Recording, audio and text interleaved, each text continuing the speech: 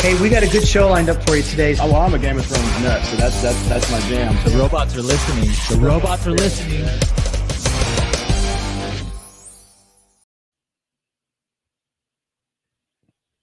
Got it. There we go. Hey, everybody, and welcome to the Mobility Tech and Connectivity Show. This is our live weekly webcast on how we are connected and the way we get around. I'm Ryan Girardi. Thank you for joining us. Today is Wednesday, February 3rd, 2021. Happy hump day to everybody. Hard to believe it's February already. What a quick January it was. Let me go to, so a little disclaimer on a new tech stack tonight. So I'm going to be trying some new things that I'm not necessarily always familiar with.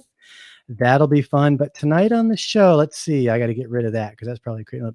So Toyota has reclaimed its position as #1 car maker in the world, outselling Volkswagen in 2021. We'll look at that. Ford and Mazda have a recall related to airbags. That's happening. 3 million vehicles being recalled right now. And GM announces its new electric delivery van with its own motorized pallet, getting into the logistics business. So that's happening. And what's going on with Wall Street? I'm sure everybody heard a little, if you watch the news or if you, I guess, live in this planet, you probably saw some things going on Wall Street that we'll probably try to talk about a little bit. And in a few minutes, I have my new friend, Benjamin Dykstra, coming on from dealershiplife.org. And we'll be talking about life in the COVID pandemic and post-pandemic, but more importantly, just life in the car biz. I had a pleasure to meet Ben just a few weeks ago and was able to get him on the show tonight. And then after our one-on-one, I have Ed Roberts from Bozard Ford Lincoln, our dealer advocate, joining us, and Eric Brown from AskOtto. And we're going to be talking about the used car business and dealership parts and service and a couple of the news items that we looked at. So yeah, all that's happening. All that is happening. Let me bring up something here that I forgot to do. All right. So the show is streamed live on YouTube. If you're here on YouTube, please say hello in the live chat. Let us know you're here. I'll do my best to respond to you and check on comments. And when we get the discussion group started, if you're part of the Fixed Ops Pros or Used Cars Pros discussion groups on auto conversion, check your email because emails went out yesterday. And that has a link to access the show backstage, and you can be part of the discussion with us at the bottom of the hour. So look for that. Look for that. If you are on YouTube, do me a favor, hit subscribe, hit that like button. By subscribing, you'll get notified. Hopefully you know the deal. You'll know when we do a live show. But even better, get out your cell phone and text the keyword autoconverse to 64600. Wait a minute. Am I not sharing my screen? See, so I need a producer here. Let's try this again. There we go. That's what we want right there. So text the keyword autoconverse to 64600. And what'll happen is every other week when we do the show, we'll send you a link to the live feed right there on your phone. And you can watch the live show and you can catch the replay whenever you like. This is recorded. And then we feature the show on the AutoConverse podcast. Go to autoconverse.com/podcast. That'll bring you to the podcast website. Just I dropped a new episode about Car Guru's sentiment study, talking about Clubhouse as well. So lots of really, really cool stuff going on there. All right. So as I said, we got some news items to cover. Let's see if I can do this. So, all right. I got to bring up a document because didn't bring it up. Let's see. Here we go. I've got this. And we want that one right there. All right. And I got my monitor going. We're looking good. We're looking good. Okay. So like I said, Toyota beats VW to reclaim the top car seller in the world. What was I going to say on that? First time in 5 years. First time in 5 years since Toyota's been up there. VW's been the #1. Toyota said last week its group-wide global sales did fall 11.3%, just like everybody, I think, except for Tesla. Went down to 9.5 million in 2020, compares with a 15.2% drop at Volkswagen at 9.3 million vehicles. So As we all know, automakers suffered from the pandemic. Many of them shut down, stopped manufacturing for several months. And that's had a huge impact on new car supply, which had an interesting, I think, effect on used cars. And we're going to talk about that today. But Toyota, they weathered the pandemic better than their rival, Volkswagen. Now, Ford has a recall. We're going to get more into this when we have Ed on, because he runs the service department at Ford Lincoln dealership in Florida. But last month, the National Highway Traffic Safety Administration rejected a request from Ford and Mazda to avoid recalling about 3 million vehicles with potentially dangerous airbags.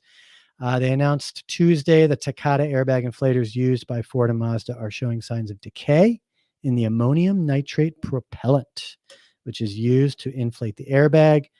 Airbags have caused at least 27 deaths worldwide, including 18 in the US, and about 400 people have been injured. So I got to say, I never look forward to if and when that airbag goes off, and it's for little things like that. Finally, GM announces its new electric delivery van as it takes its next steps towards an all-electric future, which, by the way, GM has, from a PR standpoint, said they're going to be all electric by 2035, and then it might have been pushed back to 2040. But you know what? That's just rhetoric. We'll see what happens. I'm actually to bring up something interesting about EVs tonight if I can. But back to the electric delivery van. It's called the Bright Drop EV600. It's powered by GM's Ultium battery platform, which has a range of up to 250 miles on a full charge and recoup 170 miles of range per hour via DC fast charging. Other highlights include more than 600 cubic feet of cargo space, a cargo area security system, sliding pocket doors, and an automatically opening cargo bulkhead, as you see there with FedEx painted on it. Now, GM's going to face tough competition. Everyone's going electric vehicle. I checked the AutoConverse blog. We started the blog back in 2010, and we focused, it was just on automobiles in general. But then I think around 2014, 2015, we really went full out on future mobility, and that was electric vehicles, and autonomous driving really came to the mix. But you've got Canoo, that's CANOO, Bollinger, and then Rivian, which is backed by Amazon, also working on electric delivery vans. Mercedes-Benz and Ford make battery-powered versions of the Sprinter, which I think is sharp, and the Transit, respectively. So I got some cool stuff for later. Let me check the live feed as let's see if I can figure this out. So I see Jim. Hello, Jim, on the live stream. Welcome here. I see Eric and I see Ben. No one else has said hello, but Eric and Jim I see are talking, so that's pretty cool. So let's do this. I've got Ben Dykstra. If you want to get your, I guess I just have to press the button and bring you on. Let's go boom, and there we go. Hello, Benjamin. What's going on? Hey, what's up, Ryan? What do you think? Great job, bud. Yeah? This is cool. It's a good platform. Yeah, it's a new look for you. I'm digging it. This is, I've always said, I appreciate that. Thank you. I always said it takes great content. That's all that matters, is great content. And it's not so much the information, it's the delivery. And I haven't worried about bells and whistles and presentation. But I've been using Zoom for 5 years to do this stuff. And I wanted to do some new things. And after doing some research, came across StreamYard. And so we are christening the new platform. And so far it seems pretty good. And shouts out to Mike Phillips, one of our premium members at AutoConversion, for introducing us to this. So welcome to this. Yeah, I think it's cool. Thanks, man. I appreciate that. Hey, great to see you again. Ben and I did a webinar for Vehicle Acquisition Network about 3 weeks ago, maybe. And Vehicle Acquisition Network is a client of ours, and or I don't know if they're a client of yours, but I think. How do you know Tom? I didn't know that. Tom reached out to me when we were on the road. He was thinking about giving up on life and moving into a camper like I did, and figured he'd get some tips and tricks. So he called me. But he didn't end up getting into a camper, so No, you I must have scared him away. talked him out of it. I don't think he's completely given up the idea, but I talked him down off the ledge and brought him back to the realm of reality, and he's going to stay there for a little while, he says. Well, you're going to have to fill me in, because I got to say, I'm going to confess here. When I saw, that you went on the road with your family, and it sounds like you brought your business with you, like you visited dealerships along there. How long were you on the road? 6 weeks. 6 weeks. Yep. All right. We got back to Michigan here October 1st. So okay. So at the end, we forgot how cold it was going to be. Yeah. So you left in August. Yeah. August. Okay. Last couple weeks of August. Where in Michigan are you? Kalamazoo. Oh, I knew that. I don't know why I asked you that. Kalamazoo. You know, I'm from Ann Arbor. Yeah, I think I knew that. Yeah. Yeah. I moved. No, I'm in Chicagoland area. Okay. Yeah. All right. Yeah. So, but I got lots of roots in Ann Arbor. Even when I left Ann Arbor to move to Chicago and then to Philly. I'd always kind of said I'd go back to Ann Arbor. But then Philly became my home. So, so Ann Arbor kind of wasn't anymore, but well, we've lived all over the place. We've lived in Colorado. We've lived in Texas.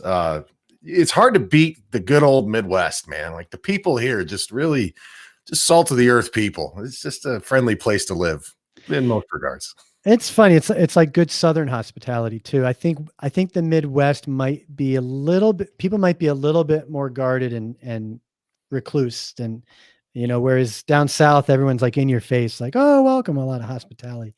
Midwest is more, you do your thing, I'll do mine. I could get down with that. Yeah. Well, I drive the corridor a lot from Chicago to Ann Arbor and go right through Kalamazoo. And it's a 50-50 crapshoot if I'm going to get stuck into that lakeshore effect on the highway going through. That can be a rough drive. Yeah, I've had my share, and I don't miss it. That's for sure. Okay, so you left October, and do you have like pictures or like that I could bring up while you're talking about it? Because I looked on your site and didn't really find any. There's not a lot of pictures of the trip that are on the site. I have some on my personal Facebook page. Most of those I posted as stories though. So there probably aren't like a ton of pictures up actually. And I'm kind of in the process of putting together all the drone footage that we did and making a story out of that. But we wanted to tell the story of automotive retail in America. I think that dealerships have been under fire for forever. and I think the customers out there deserve better than what we've traditionally given. And I don't want to discount so much that's been done by a lot of really great dealership groups. I mean, there are a lot of really great dealerships out there, and I want to see that continue. I want to see that spread throughout the whole business because, the business of our business is people. We get paid to be really good at the people stuff. And I don't want to wake up in a world 20 years from today when my only option is to make my decision online and wait 5-6 days while they drop off the car. I was in a conversation with a neighbor the other day who I hadn't known. I just met him, but he was asking what I do, and we were talking, got all talking about cars, and he started raving about Carvana, right? And he's like, "Oh, this is amazing! You can do this and that." And my next question was, "When did you get your last car?" And I think he said it was like 2 or 3 years ago. Not too long ago, right? But let me fix that. I said, "Did you buy it from Carvana?" He said, "No." I said, "Why not?" And he started explaining why he had to get it in person from a local dealer. And why was he was like, "Well, I needed this and I had this situation." He's like, he had all these nuances, right? And he needed like to work with somebody. And I said, "Well," what you just explained is why Carvana's, they're getting market share, but they're not going to like take over the world. Well, I think the worst thing to ever happen to Carvana was COVID. Yeah, because it made all the dealers have to rep. Because within about 2 weeks, every dealership in the country figured out how to do business remotely and became very willing to drop cars off at people's houses and go show cars at people's houses. And so anybody who's interested in doing business that way, which is a fair set, I mean, a small subset of the population, but a good number of people want to do business that way. And they can do that now Yeah. The cars are right here in town. Yeah. And there's no need to wait for anything. You can decide at 9 a.m. and you can be an owner by 11. I also think it's funny how so many dealers from from what you just said, when COVID kicked in, when the pandemic kicked in, that's funny how many dealers came out and said, well, we've been doing this for years. We've had home delivery and pick up and drop off. We've always had it, but now it's like they gotta really exercise it. Yeah, my first reaction, when we were cleared to go back to work and do business remotely, was to scramble and try to come up with the best recreation of the in-person experience, but online. So I was hacking together with OBS and with Zoom and with a couple different cameras, trying to figure out how can we recreate this. So I thought it was a really slick setup where we could, get a customer on a video chat, and we could talk with them, and we could then switch to the other camera, walk them around the vehicle. We'd have it pulled up and ready. And then we could, share screens where we went over figures and financial proposals and all that stuff, and basically recreate the experience of a car deal, but virtually. And we did a few presentations that way, and it went really well. But as soon as that initial shock of the stay-at-home order kind of wore off, people were right back to the store, and there was no demand for it anymore. So. And I want to talk about that when we get the group started, because, one thing that was, and this came up last week when I was talking with Car Gurus, we did their sentiment study, and all through the pandemic, I'm talking to dealers trying to get a pulse. Really, right around April, May, demand just kicked right back in.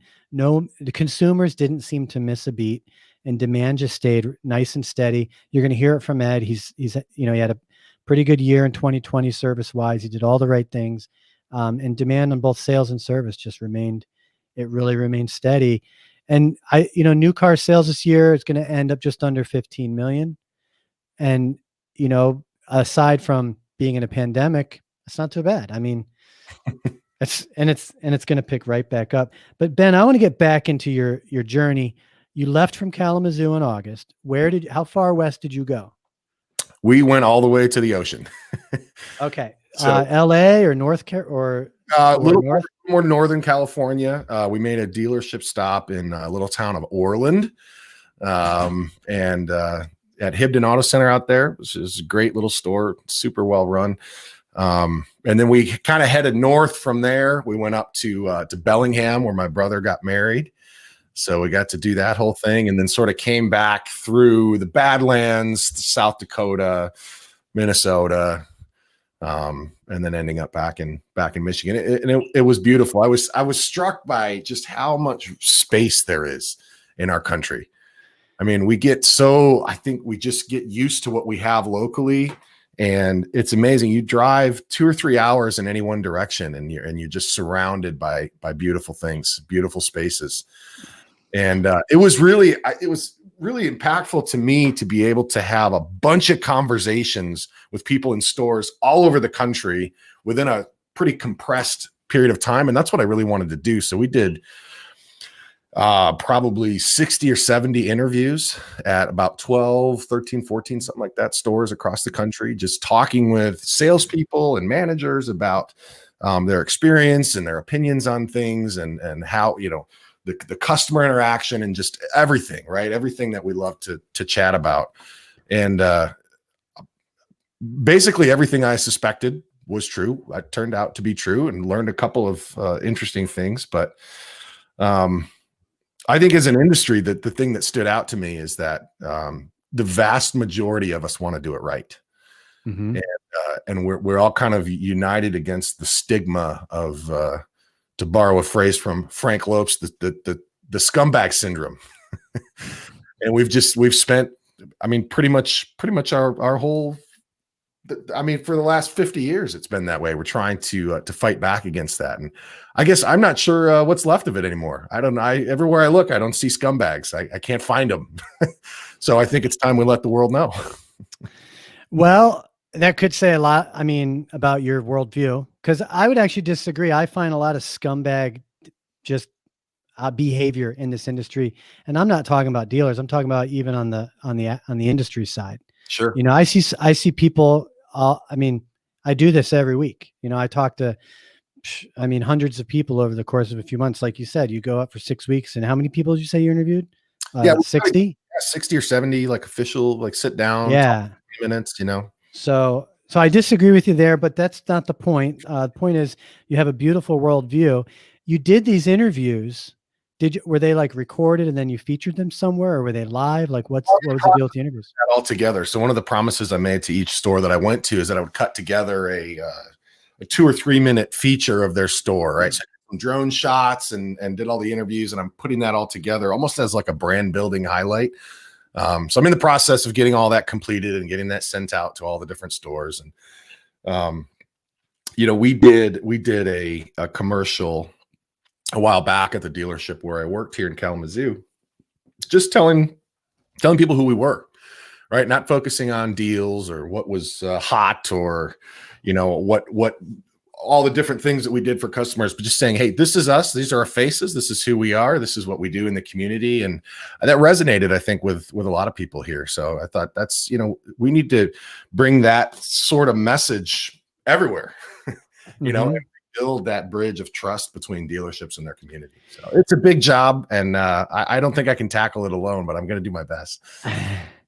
No, video is a lot. Now, just so I'm clear, so we're all clear, are you taking the conversations that you recorded to make videos for the dealers that they can make consumer facing type of material? That'll be totally up to them how they want to use that content. But it's not for the industry side. It's for they'll be able to use it on the consumer side. Yeah. Okay. So did you book like this was a tour, like you had all these booked before you went out, or you kind of did it along the way? Stops we had booked. I help run a Facebook group, Life at a Car Dealership. It's up to about 46,000 members. So I made a lot of connections through that group, especially during COVID. Everybody was on the group. The group kind of blew up during that time period. So I made a lot of connections there. And but some of it was like, it's like, hey, just call up a dealership and say, we're going to be coming through your town like tomorrow. I would love to stop out and talk with you guys. And so it's probably about half and half. Okay. All right. So it's not like these were all existing. You built new relationships doing this. Yeah. Okay. I was going to say it's pretty smart. Now, so you had your whole family with you. How many children do you have? We had 3 and 1 in the oven, so to speak. Yeah. And the oldest, how old? 9. Yeah. Okay. They were 9, 6, and 4. And what were their thoughts on the road trip? Had they been on long road trips before? And they loved it. I mean, we're kind of a road tripping family. We've never done anything that ambitious. But I think the kids really appreciated the simplicity of everything. We were really worried about how to keep them occupied and would they get bored. And we had all of them kind of go through and pack, one little box of toy items that they could bring. And nobody ever got bored, which was amazing. And there were no territory fights like what I was worried about. And, everywhere we went, there was a new place to set up camp. And so we were exploring to see what's here and what can we do. And we played outside, every day. And we didn't have any fights about toys until we got home. Walked into our house and like, man, this house is twice as big as what I remember, That's awesome. Because you've been in a trailer camper, and it definitely gave all of us in the family, and especially the kids, I think, a new appreciation for the things that we have, and also a realization about how much we really need, which is not a lot. We don't need a lot. We really don't. I've been into Taoism since I was a teenager. Okay. And I remember a time like in my 1920, a $10 bill would last me most of the week. Yeah. For food and probably cigarettes at the time. But, $10 went a long way. Fast forward to being married with a couple of kids and a house and cars, you suddenly have all this stuff, and we don't need all these things. It's amazing what minimal amount of stuff we can live with. Yeah, I agree. And the trip kind of sparked started this process of minimizing things before we left. And I think the trip just added fuel to that. So when we got back, it just sort of started going through everything. And, it's just don't need this, don't need this, don't need this. We donated boxes and boxes of stuff, and we threw a bunch of stuff out. And I went through every room of the house with the help of my gracious wife, who helped me throw many things away and donate many things. and yeah, just kind of cut back on, cleared out the clutter, so to speak. And it was a very freeing experience. I would recommend anybody. I mean, it's hard for people to take that kind of time, obviously, but if you're in a position where you're considering, taking a week or 2 weeks and going and doing something like that, I highly encourage you to do it. I think it paid dividends in our lives and in our family, and it gave us a cool story to tell. And that was, I see that, and I'd like to play the video on your homepage. Sure, go for it. That's all right. It's about 6 minutes. It's a little bit long for an intro video, but you can play it if you want to. Yeah, I thought it was 3 or 4. Maybe I'll play some of it, but that you made as a result of your travels. I got the sense that you got some clarity along the way, and really, is that when the video was made after you got back? Yeah, it was finalized after I actually shot that footage while we were on the trip. I stopped in Denver with a friend, the Mile High marketing guy, Jared Larkin, there in Denver, and he did a fantastic job. We shot the footage in his basement. He's got a really nice studio down there, and so yeah, we shot it kind of on the trip, almost having the vision of the end in sight, and then he cut in all the pictures and things from the trip. And I did notice you had some drone footage in there, which I was impressed by. I was like, I bet he did that himself. I did, yeah. I got quite adept with the drone. That was one of the perks of the project. That's something I had to have. I've always wanted to get one. That was finally a good reason to do it. Well, let's play the video and we'll wrap up, folks. You're here with me and Benjamin Dykstra from dealershiplife.org. He just got off of last fall family road trip. That's what we're talking about. We're getting ready to start our Automotive Marketing Pros discussion group. We got Eric Brown from AskOtto and Ed Roberts from Bozard Ford. We're going to get started in that in just a moment. Let me shut off that so you bring us back, and then we want the video. So right now I'm going to play the video that we were just talking about that Ben had made, which he did kind of post the trip that he had. You're going to get a taste for his videography and just his studio presence, which is pretty impressive. And then after that, we're going to bring Eric and Ed on and start our discussion. But before, Benjamin, I just want to say it's great to have you up here, and I appreciate you taking the time to be here. Thanks, Ryan. I appreciate that. And I'd like to extend an offer to anybody who's watching or sees it later. If you want to register on the site, there's free resources there too. All you have to put in is a name and an email address. You can put in a fake email if you want. I don't care. But there's free resources that you can get there. And there's also there's a paid course on there, and I'd like to give that to anybody who registers in the next 2 hours, let's say. So anybody who sees this, and if you know particularly a young salesperson who needs some insight and help getting off the ground, it's about 2 hours worth of content to just get people started. So I'd like to give that to anybody who is interested. Well, it's very generous of you. And I'll just throw in there, maybe you could say for the next 24 hours, just because most people are going to catch this on the replay or on the podcast within the next week or so. Yeah. Put it in a comment when you register on the site that you saw it here, and I'll bump your access to the paid level. Just mention you saw Ben on the MTC show. There you go. There you go. Saw Ben on MTC show. And I did notice you added an email field. That wasn't there the first time I looked. Oh, well, it must have been. Was it? I think you filled out a different form, Ryan. I got forms all over the place. Okay, maybe that's what it was. Well, let's play the video, and then Ed and Eric, while that's playing, just go ahead and get ready, and we'll bring you on as well. Thank you.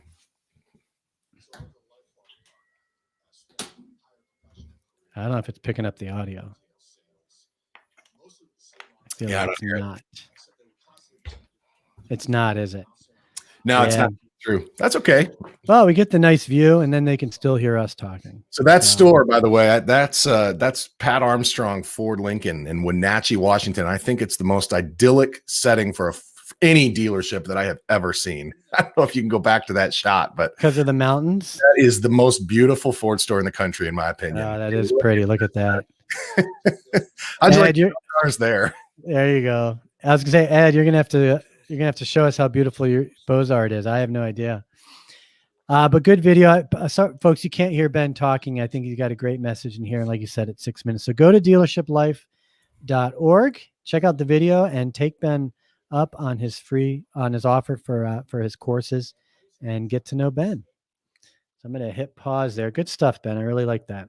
Yeah. Thanks, Ryan. It's a pleasure talking with you. You too. And hopefully here's to many, many more. All right, let's bring Eric and Ed. There we go. Hello, hello. How we doing? Hello. I think now that I have all these new features, I need like a producer to run the show for me so I can focus on you guys. I think you're rocking it, man. You're doing good. It's tricky. It's tricky. Let me add one here. I could just take the same one. So we'll say automate. Well, we'll just keep it going there. All right. So we just got a chance to listen to Ben and I talk. Pretty fascinating. So I hope you're impressed there. Good guy to know. Folks, this is our Automotive Marketing Pros discussion group. The focus today is on used cars and fixed ops. We have Ed Roberts from Bozard Ford in St. Augustine, regular face here. And Eric Brown, I think last time you were on the show was after Digital Dealer of 2019, right? Sounds about right. So it's been about a year now, almost a year and a half. Yeah. Which I got to say, it doesn't seem like a year and a half for some reason. The funny thing is, it should seem like 10 years given all we went through in 2020. But weirdly, it seems like 2020 didn't even happen. I think that's because we created so few memories relative to normality that it's like there's this year with like 3 memories in it. Right. I look at my phone and there's like no pictures of kids or anything. It's just like it's actually, there's lots of memories there. It's just the same day over and over again, like Groundhog's Day, because you're looking at the same TV, you're looking at the same people. Yeah. Right. It's like one long day. Then it has been long. In January, I mean, the election season was obviously rough. Yes. You got half the country hating half the other country. I just got off a phone call with a friend and I'm like, man, this is like never ending what's going on in this world. So, but great to be back here, Ed. I know this is, I know this was tricky for you to be up here. So great to have you here. Ed, do us a favor, give us an update on, just, life in St. Augustine at Bozard Ford. Any new developments that you might want to share? Well, first I got to say I'm a little jealous of the trip that Ben took there, and next time I have to tag along. And I don't have any pictures to show of Bozard, but I will say that is the most scenic Ford dealership that I've certainly seen. Ours is a little more elegant, but the scenic is pretty cool itself. But wait, do you have the beach behind you at all? Like, you guys close enough to the shore? The beach is about 8 miles east of me. But that, with the beach being 8 miles east of me, that eliminates my competition east. I don't have anything east of me that competes with us, so we're good. Our competition is north, south, and west. I think that applies to any city, most cities, which would be on a large body of water, right? Yeah. Yes.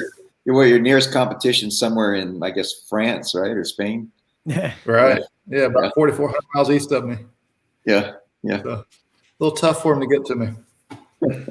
So life is good down here. 2020 certainly threw its challenges out there. We pushed through a lot of things in 2020, completed our construction, opened a restaurant, opened a daycare, opened our Lincoln showroom, and it's really gained a lot of traction in 2020 to prepare ourselves. And like everybody else, we looked and said, do we need to take a step back, or do we go ahead? We knew at some point this is going to be over. Let's go ahead and push through it so that we're more prepared, and let's clean up the elements that we need to clean up on. And we never stepped back and laid anybody off. We found new jobs for them to do, and reconstructed our quick lane. There's tons of things that we did. And when COVID first hit, we increased parts inventory a substantial amount because we knew parts would get tight. Now looking back at it, we probably should have doubled our inventory because parts is certainly tight. But it made you look outside the box, and that's what we haven't done a good job of in the car business. We've kind of always lived in our little world, and that's the way we've always done it, and that's the way we're going to continue to do it. And it forced us to look outside the box, or most of us look outside the box, and find new ways of doing things. And we've been successful at doing that at Bozard, but we enhanced that a little bit more in 2020, and it really paid off for us. And now we got, speaking of some electrification, we got the Mach-E coming out. It's going to arrive at the dealership at any day, and then Bronco coming out in a couple months, and a lot of good stuff happening. The Bronco is pretty exciting. I know there was a slight delay in the rollout, but I think now that we're in February, are they officially placing orders now? We're placing orders, and we're getting in Bronco Sports every day. And we've had one spend the night, but every one of them has come in and left the same day that it came in. And there wasn't a ton of pre-orders on the Bronco Sport, but as they show up, they sell. But we have almost 700 orders on the 2-door, 4-door, full-size Bronco. You have almost 700 orders on your store alone? Yes. It was number one in the nation on pre-orders for the full-size Bronco. Wow. That's search and optimization for you. Is that just pure luck, or that's SEO? Yes, SEO.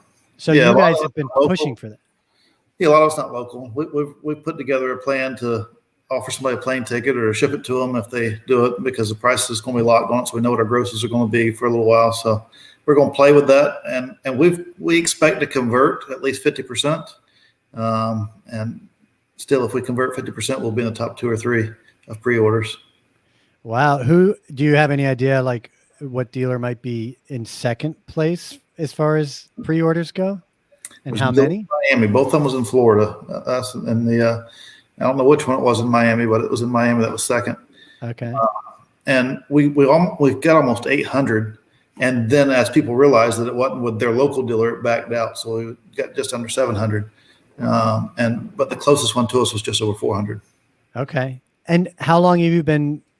You said this is due to an SEO strategy, right? Can you fill us in, like who masterminded that at the dealership, and maybe give us the synopsis on that? It's fascinating. Well, we have a guy that doesn't work in the dealership. He's but that's what he does.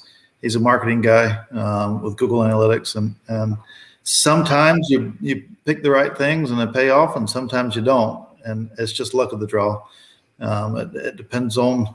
I mean, you can phrase that however you want to phrase it, as far as whatever, and you try to figure out what people's going to type into Google, and then you chase that. And we hit a lot of the right things for Bronco.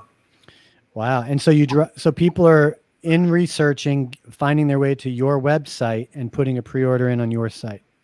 Absolutely. Is it just filling out a form, or is there more to it? They had to put a $100 deposit down, but it was a refundable deposit.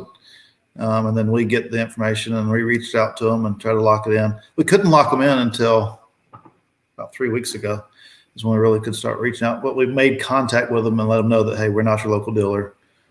Here's what we can do, and blah, blah, blah. And with having a restaurant there and being the oldest city in the nation, we really could put together something that made it intriguing for people to come see us. Okay, so you said something key. I don't know if you caught this, Ben. You got orders from people all over the country, not in your backyard. Okay, now that's making sense. And the $100 deposit really filters out people that aren't serious, obviously. Yeah, the $100 deposit was really for Ford to say, how many do we have to build? What's the demand out there? So it allowed them to determine what the demand was going to be. Yeah, that makes sense now. So do you get to, so for the people that did the pre-order through you, do you get to sell them the vehicle? We got to convert them to an order. And so far we've been converting almost 70%, but we know we're going to have some dropout rate. And we feel like our goal is to convert 50% of them. And what would make someone drop out of your order and get it from another dealer? Or is it they just change their mind on the Bronco? There is someone that's changing their mind, but a car guy that wants to store his vehicle wouldn't necessarily fly here and drive it back home if he lives in Northern California, or even if he lives further up the East Coast. He wants to get that thing with lower mileage on it. And we'll ship it to him in the right situations. We won't ship something all the way across country, but we'll ship something probably to halfway across the country. Does the car does it have to go through the dealership and you ship it? Why can't Ford just ship it to them and give you a point for selling it? There probably will be at some point. Those are courtesy deliveries, but it is not set up for courtesy delivery the first time around. But I don't want to just sell you a Bronco. I want to sell you all the accessories to go with it. I want to personalize it for you. Yeah, and you want to service it too. Well, I want to if you're local to me, yes, I want to service you. Yeah. I'm going to play a video later of a new urban airport concept, and one of the features in it is it'll like ship a car. So I was when I show it, maybe I'll show it now. Why don't I just show it now? There you go. Let's just show it now. And then we're going to talk about the recalls, and then we'll switch over to used cars. Okay, let me And I love road trips, obviously. So if you want me to deliver one of those for you, I'll be happy to fly down and drive it out to one of your customers. There you go. Yeah, I'm down for that too. Yeah. All right, I'm gonna mute this, but you see the video playing. Now they're showing a helicopter bringing what do you call a container? Is that a rail container? Yep. This is a 2.5 minute video, so I'm gonna actually. I don't need to speed it up. Hey Ben, look at that shadow. See it right there? I see it. I don't know enough about this type of technology. It's gone now, but I saw that. I'm like, I wonder what causes that. I don't know. So this is the kind of, see it unfolding here. This is pretty wild, but the whole idea is that you can put this little, like they call it an urban airport. You can just plop it in the middle of a town, right? It's hard to get a feel for the size of this, but if you see the stuff they're stacking around it, it doesn't look like it's that large. You know, those are like an outdoor cafe. Yeah. Right. I'm going to speed this up just a notch. So one of my hobbies over the years has been building airplanes, RC airplanes, and then that turned into drones and different things. And this reminds me of I saw a video of a homemade flying thing. Guy had taken basically a medicine ball and attached all these spokes to it and put propellers on every single one. And basically you just have one central controller that controls all those. And he was able to lift off and fly a little ways and come back down. And it kind of looks like that thing right there. That little chopper there, the drone chopper. Yeah, that technology is amazing, man. It's come a long ways. It's really easy to build a flying vehicle these days. Yeah. Yeah. The whole concept. I mean, it's the helicopter concept, but, you know, obviously structured to have, you know, just complete control and maneuverability. I find this fascinating. Look at all those little things floating around. Now, those little ones obviously aren't carrying cars, but pretty wild, huh? Yeah. But, you know, you take a concept like that. Let me get out of here. You take a concept like that. And I think the whole idea of shipping cars, you know, especially as we move forward, let me bring us back here. You know, it's changing. It's opening up all these possibilities. So I'm glad I had a chance to show that. Ed, before we switch over to used cars, tell us about the restaurant. I think that's pretty novel. It's been a few months. Tell us, maybe explain why and how that's been working out. The why is dealerships are losing its relevancy, whether we want to face that or not. And everything is shifting, and COVID really forwarded that to where we're okay with having a vehicle delivered to our driveway. And we determined that when we was going to build a Lincoln showroom, because we had to build a Lincoln showroom to keep the Lincoln franchise, that we needed some kind of draw to bring people there. And we looked at doing a steakhouse. And anyway, long story short, we ended up settling on we ended up finding what fit us best, and that's a Ford's Garage restaurant. And maybe Eric's been to one down by him. But there's 15 of them across the country. And we built a 7,200 square foot restaurant in the corner of our Lincoln building. It still is the second smallest Ford's Garage in the country, but it has been the number one performing Ford's Garage in the country since it opened. We got beat out 2 weeks. It opened September 24th, and we've been beat twice. But overall, in that time frame, we're the number one Ford's Garage in the country. We're serving about 6,000 plates a week. Wow. And I'll take that any day to drive that kind of traffic to our store. And it's all for brand consideration. We're not going to attack you while you're there. It's in the corner of our dealership. It's got own parking. But if the next time you're in the market, if you'll consider us, we've won. If the next time, if you haven't serviced with me before, and the next time you need service and you come to me for service and walk over to the restaurant and grab dinner or whatever else, then we've won. So there's just so many elements that makes us relevant for a longer period of time. I like that. When you were talking, I was thinking like a hotel. Typically, you don't think of hotel food as as great. But I think nowadays a hotel is like, you know what, we got to have a top shelf restaurant or something that attracts people, whether they're staying here or not. So what you're saying is people coming in, they're not getting the vibe that they're being kind of, I don't know, corralled into buying a car. They're not getting that feel. And that's not the goal at all. It's strictly a destination for branding. That's great. It is destination for branding. There is an element of it that we want you to always see right at the entrance of the restaurant. Right at the entrance of the restaurant, we have our delivery pad, and it's in glass. And there's always a vehicle that has a sold tag sitting in there. And it has a name written on the sold tag. It's sold. If it doesn't have a name written on the sold tag, it's sitting there letting everybody know that, hey, this is what everybody's doing. So it just sends those little subliminal messages.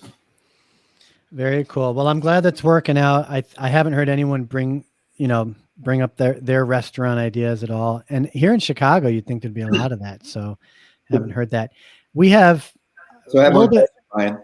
Yeah. If it's for Ed, hey, Ed, does it have a drive-through? That's the real question. It does not have a drive-through. It has a takeout window. And the restaurants with the Ford store, it's like a garage type of feel, you said? It's a 1920s themed restaurant. Got some old cars sitting out front with the gas pumps, and it has garage doors that will open up if the weather's permitting. And there's a car hanging over the bar. Looks like it's on a lift to be serviced. The wheels are always turning. When we come out and sing happy birthday to somebody, they'll blow the Saratoga horn and blow smoke out the tailpipes on them. It just creates an atmosphere. It's an experience type restaurant. That's cool. That is pretty cool. Like a rainforest, but with cars. Yes. Wolf Cafe. Yeah. Yes. Yeah.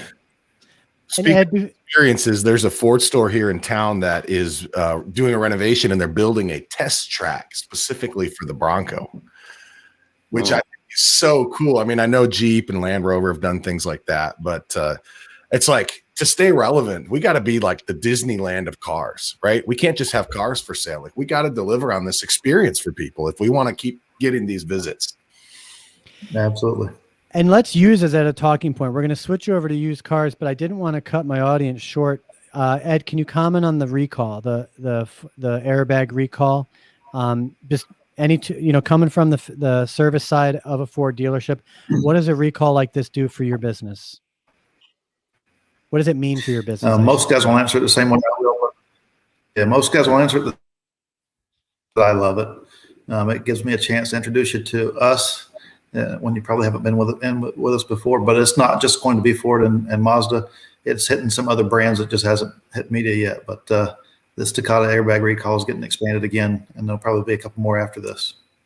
So this is kind of like the ripple effect of the original recall, which I think affected like 10 or 15 million cars, like 10 million cars or something. But this is more, now they're having decaying parts in the airbags, because I saw they're from Takata. So it's still really the same issue. They're just parts that decayed.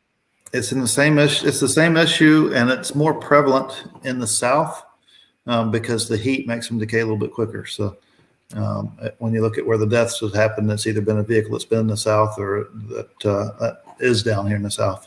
Gotcha. Okay. All right. Well, good luck with that. I want to switch over to used cars, and in anticipation of doing so, I kind of mentioned this. I think earlier on in the program, new car supply went way down. That had an odd effect on used cars. The used car market's been fascinating over the past year. Demand has remained pretty high. Supply's been tough. So wholesale prices have been all over the place. They're kind of going up right now. But according to True Car Estimates, the forecast released just, I think, a couple of weeks ago now, there will be 3.2 million used cars in January, which would beat January of 2020 just by 1%. But that's a 10% lift from December, the month prior. On top of that, market values are actually starting to go up. For the week of ending January 17th, wholesale prices did climb 0.5%, according to JD Power.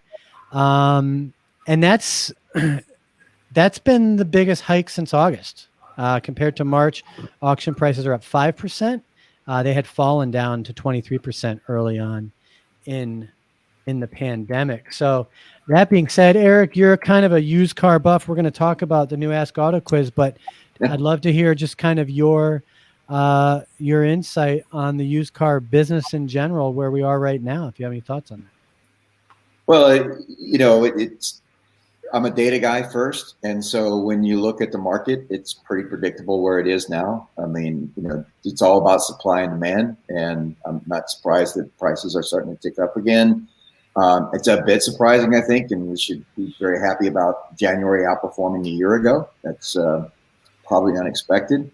But, after the great margins the dealers were seeing, through the middle of the year and leading into the fourth quarter, it's not surprising that competition's kicking in and those margins are now starting to shrink. This has probably happened, every 3 years. I mean, we just go through every, and now leasing's going to come back because used car prices have gone up, and the market renormalizes and then it switches again. I remember years ago I was on Fox News.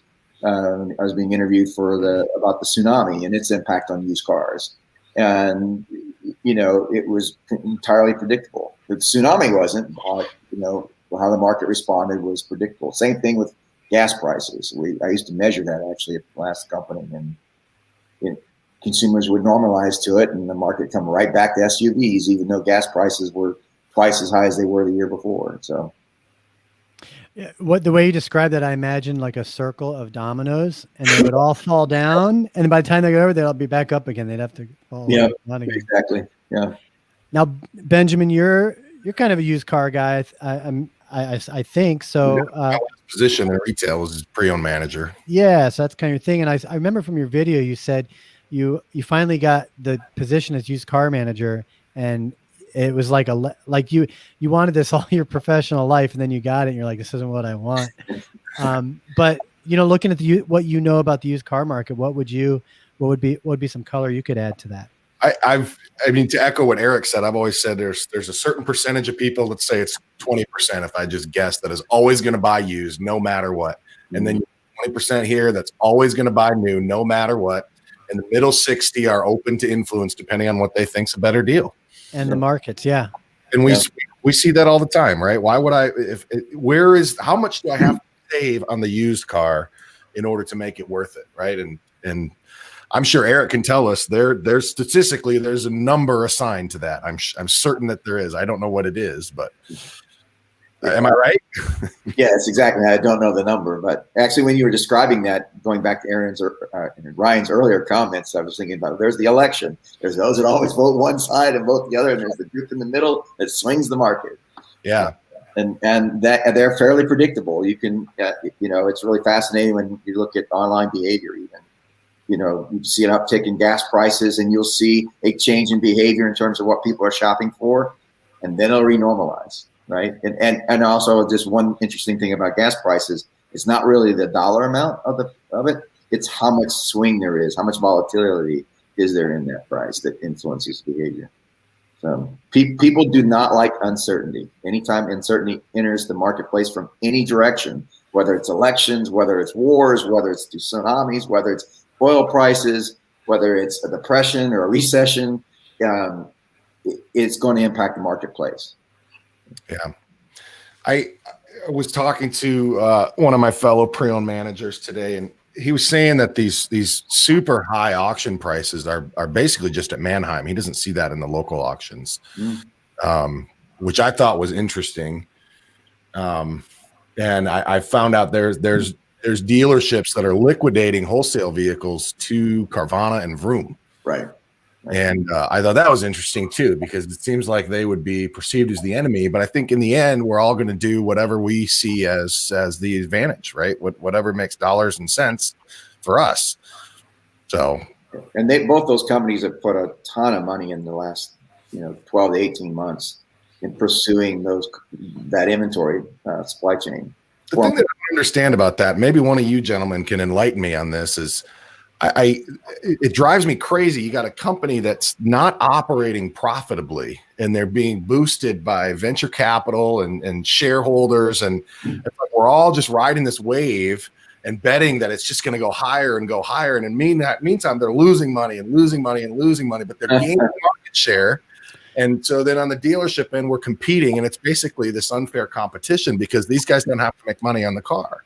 So you just described Amazon from about 10, 15 years ago, right? They were losing money. They were cash flow positive, and Carvana is too, as far as the margins on the cars. They're not selling the cars at a loss. They're just reinvesting that cash and building the brand, building the infrastructure, building the processes, building the automation, so that when they get to scale, their margins will be healthier than a dealer. And that's why they're able to buy that car from the dealer as well, right? They're not paying for the infrastructure that dealer is. And so they're essentially trading on that margin right now and reinvesting it from the capital markets, because they're building out, like Bezos did, the warehouse infrastructure and buying the trucks and the planes and the drones now, right? And then, there'll be a waterfall event, some period forward, and they've mapped that out. That will dramatically change the profitability of the same thing's Tesla, right? Think of all that upfront cost, and now that waterfall is starting to come forward, and that's why you see a stock price go up 800%. And I'll add my sense in there, Ben, because you're right. In one sense, it's an unfair advantage because they don't have to make money. But for a public company, the key is market share. If you look at social media, you've got, Instagram. I just read an article basically saying Instagram's done. Like, it's not going to grow anymore. It's done. It's not going to go away. It's going to be around for most of our lives, but it's done growing. And the name of the game is growth. And these public companies, these big techs, they have to keep growing and growing. And Carvana's in the same boat. As long as they're gaining market share, it's not about profit. But they do have to keep getting money coming in, right? They have to, if they're not cash flow positive, they're going to still need investment money.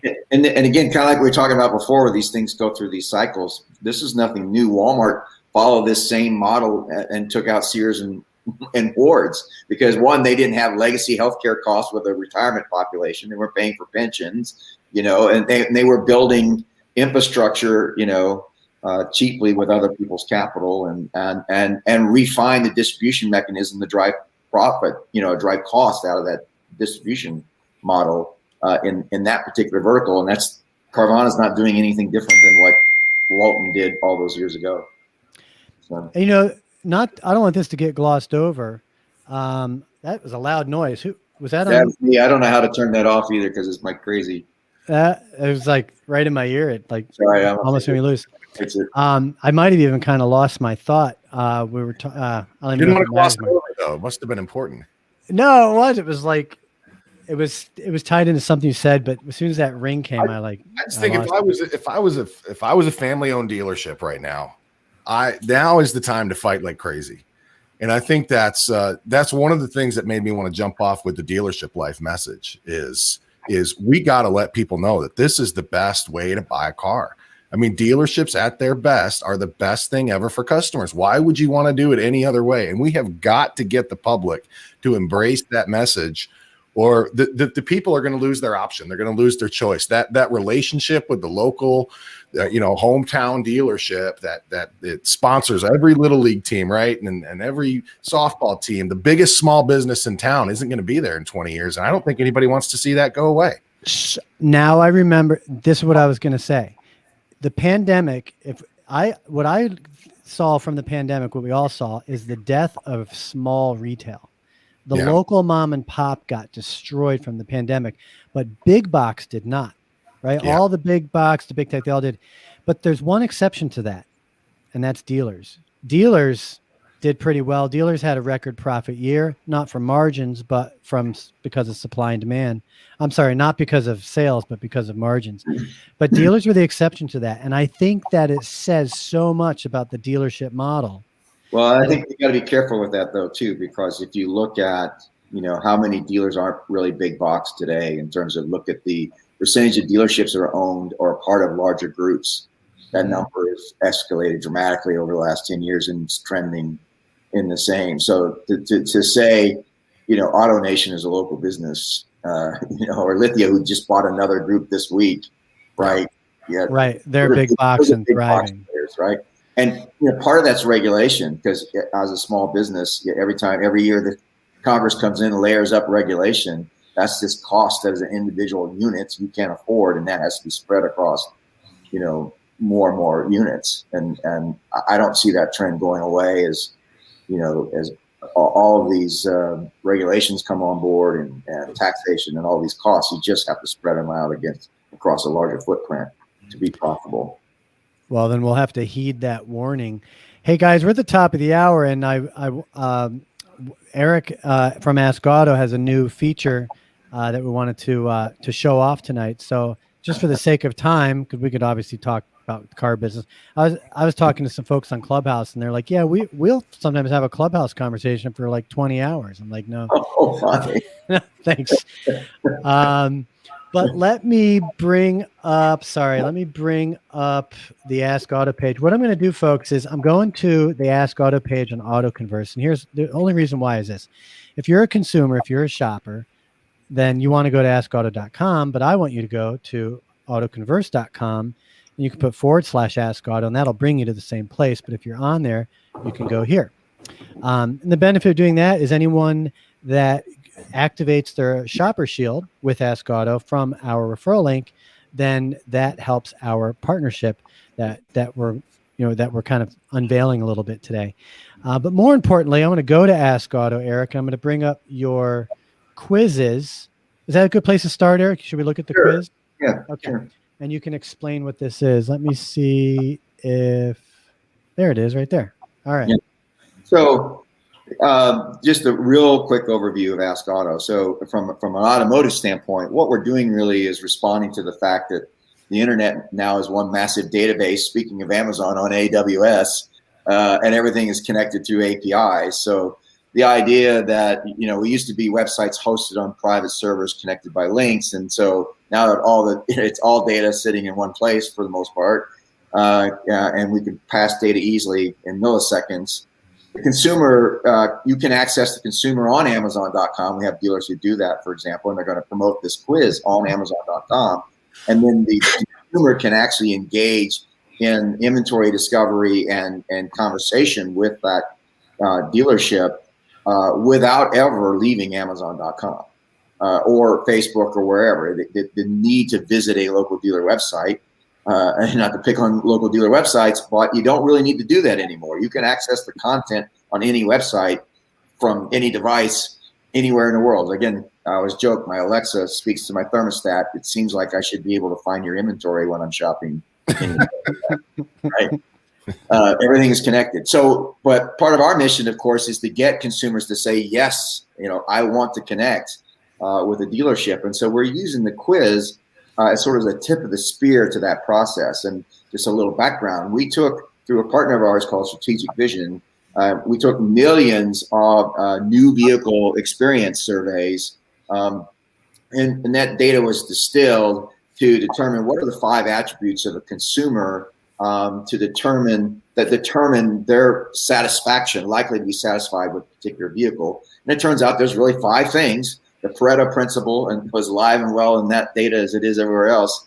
And so there's about 5 attributes of a consumer. If you know them, then you can predict what cars are most likely going to be satisfied with a 90+% confidence level. So the quiz is geared around that. So the first thing is that call to action. It's actually free to dealerships. They can put that call to action on their website, on their Facebook page, on their car windows. Even we have a way of doing that where you could be, that car sitting on the stand in the restaurant, you could hold up your phone to that and fire up the quiz and tell it and let you know whether that car is a perfect car for you or not. Right. So anyway, go ahead, Ryan. So we have 5 questions, and AskOtto is a personality that you engage, and he asks about the questions, and the dealer, of course, can sponsor the quiz, et cetera. And then I ask these 5 questions. You answer that question, and it'll show all 5 here. Comes back and says, here's your answers to the question. Here's the question number 2, right? And the other thing that can happen here too, if dealers want to, they can sponsor dialogue within this process. So they can say, oh, I see you like car shopping. We've got a Visa card available for a test drive when you complete the quiz, right? That kind of sort of fun interactive things. And so then they take the quiz, and AskOtto comes back and says, here's the top 3 vehicles. We actually score every car in the dealer's inventory for alignment with that consumer's lifestyle. And that comes back and says, hey, these are the best cars for you. And actually scores the car. Every car has a score. And then as a consumer, you can say, yeah, I like that recommendation, or I don't like that recommendation, or I'd like to find vehicles like this car near me. Or if this was a dealer promoted this, they'd look at the dealer's inventory and show that consumer cars that line up with that.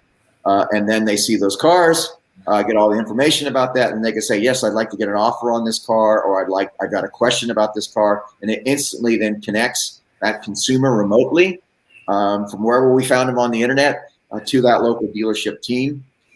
It's not a real-time thing where they have to be sitting there and managing that call. The dealers actually push via text or email a link, and then that link they can click on at any point and respond to that customer's question in a much like an environment like this where there's a back and forth dialogue, but it's the consumer posts, the dealer responds, etc. And we can even automate those posts, etc. But I don't want to spend a lot of time on that. The main point here is, how do we get consumers engaged? Well, let's give them something fun for Valentine's. Interesting stat, by the way. The average person owns their new car 8.4 years. The average marriage, your new spouse, lasts 8 years, right? So probably be putting more time into understanding what car you're going to own than who you're going to marry. I'm just saying. Okay? So right up for Valentine's, we're rolling out this quiz, and you can answer those 5 quick questions and find out which car you're going to be married to for the next 8.4 years. Okay? But you'll be driving away, when that unfortunate marriage. Are the cars getting replaced right after the marriage ends? Is that why? Yeah, they're probably being liquidated in order to divide the assets, right?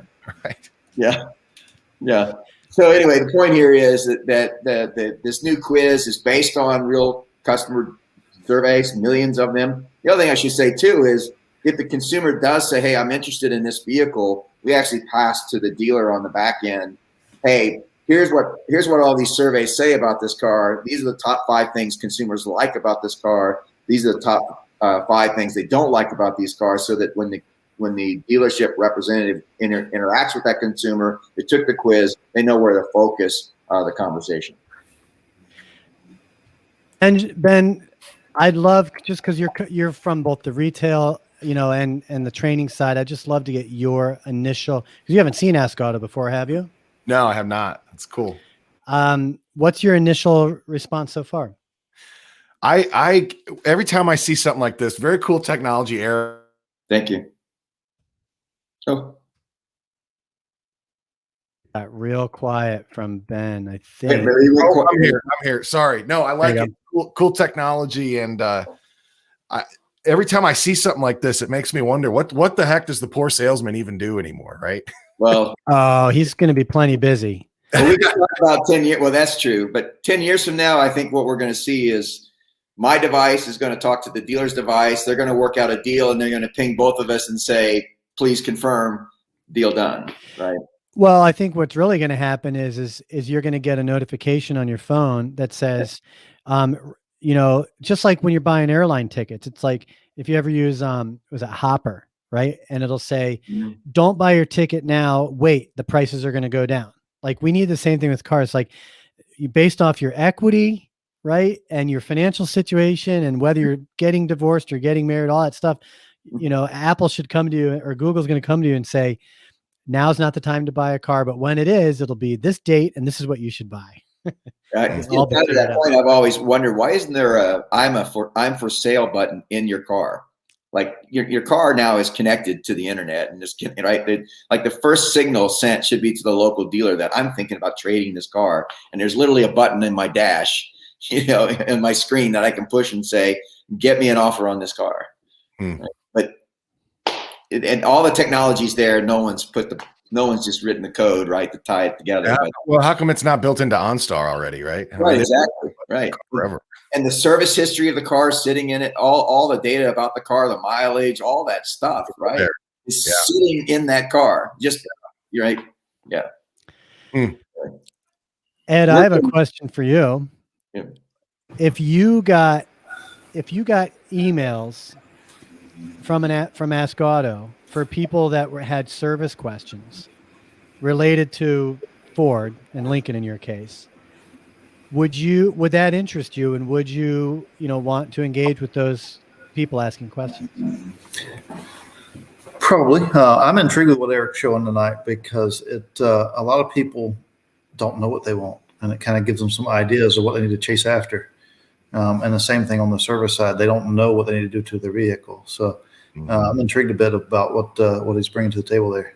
Well, and there's two things here that, sort of when we first did our initial focus groups, we wanted to understand what would motivate consumers, and what motivates consumers is convenience. It's the guiding principle for every decision today. Why do you have a restaurant next door? Right? And why does Amazon exist? Why does Netflix exist? Why did Blockbuster take out the movie? I mean, it's just why are we selling cars and not horses? Because cars are more convenient than horses, right? And we built an entire infrastructure to have a more convenient form of transportation. And guess what? That drone video you showed, it's going to get a lot of adoption because you're going to be able to go as a crow flies, and then instead of getting 30 minutes to get there, it's going to be 6 minutes to get there. And people are going to go, I'm going to give up. I'm going to take a little more risk getting in this drone to cut 80% of my travel time out, right? So autonomous drones sound a lot safer than anything else. Convenient. And then the other thing we just saw as a broader trend is because things are getting more convenient, I have more choices, right? I have more options, and it's happening in cars. Now we're adding electrification, and soon we're going to want to know who has the best autopilot, right? And so how am I as a consumer? And then all of a sudden, instead of being tied into dealers within 10 miles of me, to the point about shipping, now I'm tied into dealers 100 miles around me. Well, how do I, as a consumer, find the right vehicle for me when I've got maybe 1,000 dealers I could be dealing with, and the combination of cars is another 1,000. I'm looking at 1 million choices for myself. I need a machine to help me with that, right? I need some sort of process to narrow that down. I got a question for you, Eric, because I think that a person's need for guidance when they're making a decision, especially guidance from another human being, right? I think their need for that increases with the ticket price. Yes. And I think what we've seen over time is that ticket price continues to raise. Yes. Right? So it used to be we had a salesman for the stereos, and we had a salesman for the TVs, and we had a salesperson for, so cars are up here and houses are up here. And at what point it feels like cars are the next target, right? Well, the other thing is you got to look at that cost relevant to income as well. So cars have outpaced income. Where most things in our life, like a refrigerator now, is a fraction of what it used to be when you look at how many hours I have to work on the refrigerator. Now that's true with cars if you compare to 1910 to now. If you compare the last 10 years, that's not the same. Again, because of regulations, safety, all these other things, and all the convenience we want in the car. So how have we dealt with that? 70-month notes, instead of 36 months, it's 72 months now, right? It's 0% financing, it's leasing. And so now it's a bigger risk for me, to your point, man. I think you're exactly right. So I need more surety, especially not committing to something for 72 months now instead of 36. Oh yeah. It's 84. Right? It's 84. That's more and more common. It's crazy. Yeah. The question is the question that keeps me up at night is who's going to give that guidance? Who's going to give that assistance? And I really want to see it. Yeah, exactly. I want to see it be the person, and I want to be the one to teach the person to do that the right way. And that's a very good point, because we have dealers on our platform, and it's interesting because to Ed's point too, and I think Ryan touched on it. Some of the postings we see from dealers, I just shake head and go, like in the middle of the pandemic, in a state that was locked down, I had dealers posting messages to consumers on our platform saying, when can you come into the dealership to see what we have available? Right. This is while the consumer has said, hey, I'm interested in this car. Just help them buy that car. You're already there. They've already told you what they want. They've already given you their trade-in information. They just want help. Just help them. Don't manipulate them. It's this weird thing, like Ed was saying earlier, where it's a legacy business, and we do what we've always done, and that gets us the results when we do our thing. But also, to Ryan's point, the car dealerships figured it out before just about anybody else. I mean, we were open for business as usual right? I mean, we figured out how to get this thing done because there's a lot of smart people, and it's a pretty like limber, lean business. We're willing to go with the tides, and there's a lot of smart people making a lot of money. And I don't think, I mean, we're not going to give that up easily, right? No. But then you see stupid things like that. I mean, just call it what it is. That's a stupid question to ask a customer, right? Within that context. And so we got to fix that, right? So when they're online, you can literally post the cars to them. And like when we have that feature, we have the dealer's inventory, and they can pick a car. We actually score the inventory so they know what cars this consumer is most likely to have interest in. So they can literally click a button that says recommend this vehicle. Yeah. And it would post immediately to the consumer. Instead, we're saying, could you get in your car, drive an hour into the dealership, and I promise you it's clean. You know, I mean, yeah, it's a tough thing, man. It's so we need you, Ben. We need you, Ben. I'm glad it worked out that way because, like I said, Ben and I met just a couple of weeks ago on a webinar for Vehicle Acquisition Network, who connects dealers with private sellers to buy their car, and that's why Ben was on there to talk about that. So I thought this has just worked out great, Ben, that you could be here to get formally be introduced to Eric and AskOtto. Thank you, Ryan. Yeah, and that being said, folks, you know, like I said, we're partnering up with AskOtto. Let me just bring up the screen again. I want this one here. There you go. And what I'll show you is if you go to our solution site, autoconversion.co, you'll see under solutions, under retail, you'll see AskOtto. And there's a link to register your dealership. And by doing so, then AutoConversion, I myself will be able to assist you as a dealer with the AskOtto platform. On the consumer side, like I said, and this applies to dealers too. This is what Eric's trying to tell you, is that dealers have links to Facebook and Twitter and wherever. They're always, and Instagram, they're linking their people out of their website. Well, you're linking people to a place where they get lost. You're linking them to the ocean or the forest, linking them to AskOtto with your referral link. Now, when they activate their shopper shield, that becomes your lead, your opportunity. Yeah, and you're not giving that to anybody else. They're going right to you, and no other dealers will see them. And so for shoppers, traffic into conversation, and we often say skip the clicks and start a conversation, because ultimately it's the conversation with the consumer that's going to sell the car, not the Google Analytics hash mark in your report. That's what a lead is. Back to the days of Auto by Tel. That's what a lead was. The concept is there's somebody on the other end of whatever this thing is that's interested in buying a car. Right. How do we bring them into the conversation? Right. And what we're trying to do is reduce that friction. And in fact, there's a great study out there I highly encourage any car dealer to read from the Boston Consulting Group on friction in the auto sales process. And you know, number one is the difficulty in finding inventory and understanding what's right for them. So, you know, I was happy to see that. And number two was all the email templates coming out of CRMs. That was the other great frustration with consumers. Like, nothing's personalized to me. Everybody gets the same email. Consumers have gotten smarter. They know when that's a template, and they also know when it's a bot in your chat tool. So, you know, so anyway, to your point, Ben. How are we doing on time, Ryan? Because I got a question for Eric, but it may require a little bit of conversation to get to the end of it. You know what? I'm glad you asked. I really like to be sensitive of everyone's time, and I was like, should I let Ben know that we're no? But if you want to be here and ask a question, I'm all here for you. So let's do it. That's up to you guys. Go ahead. That's what we're here for. This was always frustrating to me from the retail side of it. I feel like on this side, you've got the dealerships, and all they want to do is show what they can do, right? Show all the inventory that's available and how well we can serve you. And on this side, you have the customers, and all they want to see is, what are all my options? Show me all the cars that I could buy right now today. And in the middle, you have this billion-dollar industry that leverages the distrust that exists between the dealerships and the public, and they collect from both ends. And I personally feel it would be better if this could go away, so that we can build a bridge of trust from here to here. True. Now, I don't take that as a personal attack, because we messed this up on the dealership side. We messed this up a long time ago. And whose fault it was, who's to say, right? Whether it was the customers that started it or the dealerships that started it. But there's a whole lot of friction there, to your point, that doesn't need to exist. We just need to talk to each other. Right, right.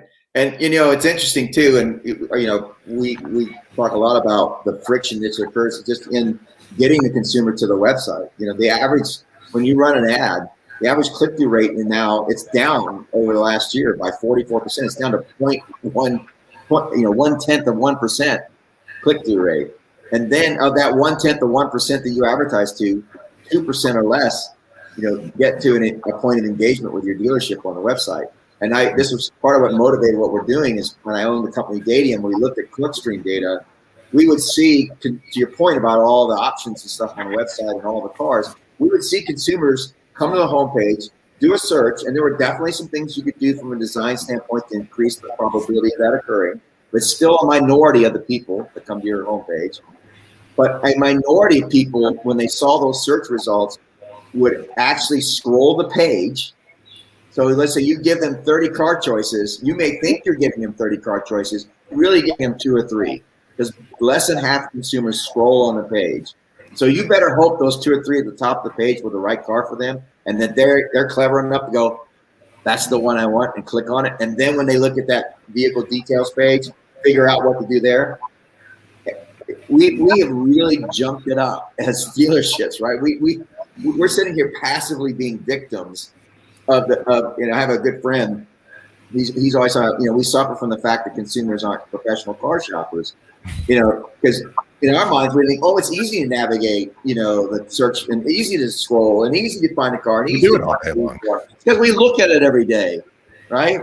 And by the way, it's different on every car site. And the average consumer goes to 4 different dealership websites. They visit 28 car shop sites total.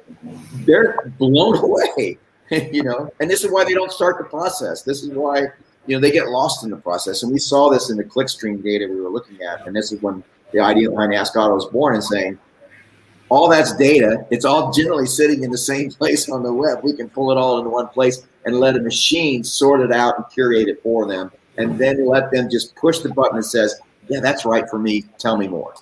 And so they got one button to push instead of 28 sites to navigate, scrolls, drop downs, etc. And yeah, I guess to go back to the Amazon model, would you rather let Amazon serve up recommendations, or would you rather go to the curated local bookstore and have a conversation about what kind of books you like to read and let that person make some recommendations to Well, you? I'd rather not have to go to the store because we don't know what's going on there right now with the pandemic. Sure. I'd rather be able to push a button and have them connect with me online instantaneously. Yeah, that'd be great. On my phone, right? Great. Yeah. There's some things we're not going to be able to fight or resist. And, a lot of these trends, these ideas, it's like, you're just going to be forcing them. I was looking at, like with social media, I can get social media out of my life gladly, but I can't get Google out of my life. Right. I can't get Google out of my life because it's so ingrained into my business and everything I do. It's just, there's nothing I can do.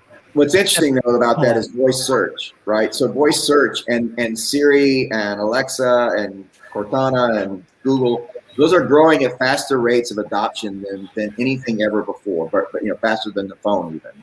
And so that's why you see Google's going, how are we going to manage this when people don't go to google.com anymore? An example of this is, when was the last time you went to weather.com to get the weather?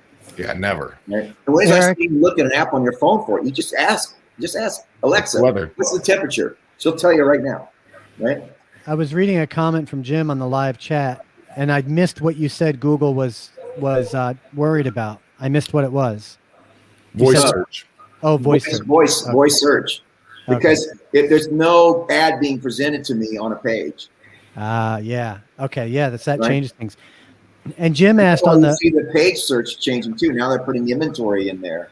Why? Because I have to put more meat on that bone to get you to skip the voice part and go to the website to see the advertising. They're shooting themselves in the foot.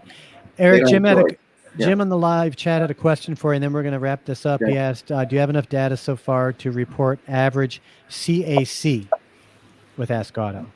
$6.20. What does he mean by CAC? Cost of you typically use Acquisition? cost of click, but we in our world it's conversation. Okay. So it costs about $6.20 on our platform to generate a conversation about a car, which That's is AskOtto's cost. right. Not No, that's the dealer's cost. Dealer's cost. which, by the way, the average cost per click in SEM right now is $4. Okay, and only 1% of those people will fill out a form and give you an email. So that's you don't know who clicks, huh? And you don't know who clicks unless they. You don't know who clicks. That's the cost to get somebody just to come to your website is $4. Not actually get them on the phone, right? If you think about what's happening in SEM, you're paying $4 per click. If you have a 1% lead submission rate, that's a $400 lead. And then ask any dealer, Ed, you may know this, how many of those people that they do give their phone number or email do you actually get a hold of? Every dealer say less than half. So now that $400 lead became an $800 conversation. And on top of that was 3 days of labor, 9 phone calls, and all the software and processes to get there on top of that. You're looking at a $1,000 conversation. Throw it all out. I'm putting signs up. I'm going to put yard signs. Yeah, I'm going to start passing out flyers again. We'll just go over. It's got to go away. And the reason it costs that much is every point along that has friction, and friction adds cost. Yeah. Gentlemen, we got to wrap it up, but Yes. I'm glad we went a little bit over. It's good stuff. I get excited. Got everything in. Jim, on the live chat, I'm not going to bring your last question up because conversion to sale, that's on the dealer, not on AskOtto. So we'll just leave it at that. But Benjamin, great to have you here, and welcome to the MTC show. Thank you, fellas. Thanks, Ryan. And it's a pleasure talking with all of you. Great, guys. Thank you so much. Ed, come on down to South Florida. It's a little warmer down here today than. Oh goodness! We've had a couple of cool days here. But, it's like 55 here. It's incredibly cold. Yeah. It's 22 Listen. here. Well, we got 6 inches of snow on the ground, and it's nice and wintry out here. I'm gonna play a 4-minute video about a society development. I don't even know what you'd call it in Africa, called The Line. It's a 4-minute video. It's fascinating. I'm going to play that, and then when it's over, I'm going to do the outro music, and we'll be offline. But I'm letting you guys know this so you don't bump off. If you want to watch it, it's worth watching. But it'll also be in the show notes as well. But gentlemen, thanks for being here. It's really good to have all 3 of you here. Thanks for hosting, Ryan. Bye-bye. All right, so I'm going to go back to, let's see, we want to do solo. There we go. And your mics are hot. Just they're going to be hot during this, just so you know, if you want to mute them. Oh, you're not going to get the audio. Let's see, how can I get the audio? Hold your headphone up to the mic. That working? It is working.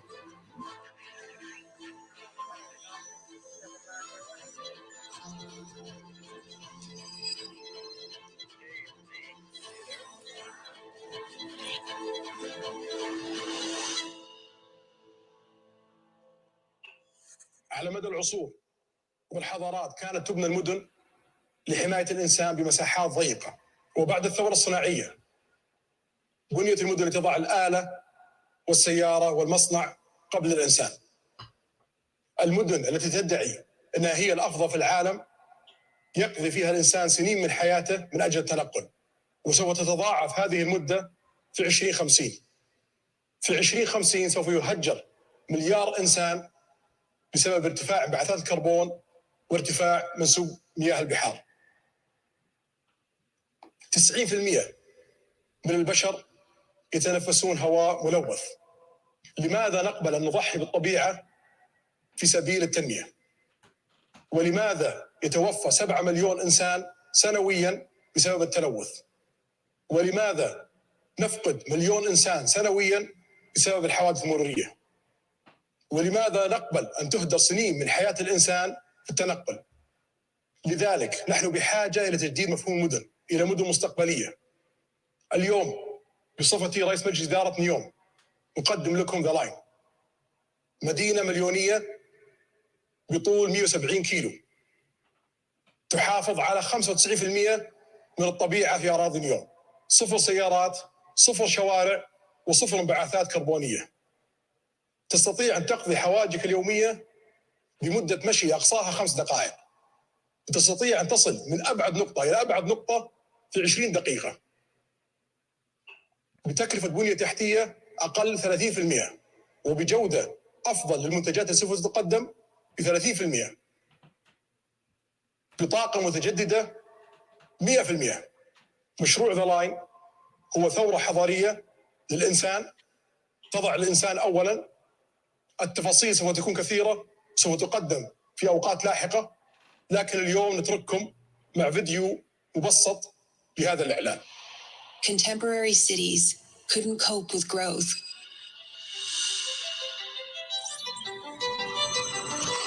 The contemporary city needs a full redesign. What if we removed cars? What if we got rid of streets? What if we innovated in the public space? What if we built around nature instead of over it? What if everything you needed was always a 5-minute walk away? What if invisible technology generates carefree and open urban space? What if sustainability was not a goal, but a given? What if we replace outdated urban services with new services driven by artificial intelligence? What if we built the line? A 170-kilometer revolution in urban living. Protecting the Earth's most stunning nature while creating unmatched livability. A home to all of us. Welcome to the line. Neom. But where will I drive my Bronco? Anywhere you want. All right, folks, that's it. Mobility Connectivity Show. Benjamin Dykstra from dealershiplife.org. Ed Roberts from Beaux-Arts Ford, and Eric Brown from AskOtto. Thanks again, gentlemen. Have a great rest of the week. Ring the bell, fellas. Thank you, guys.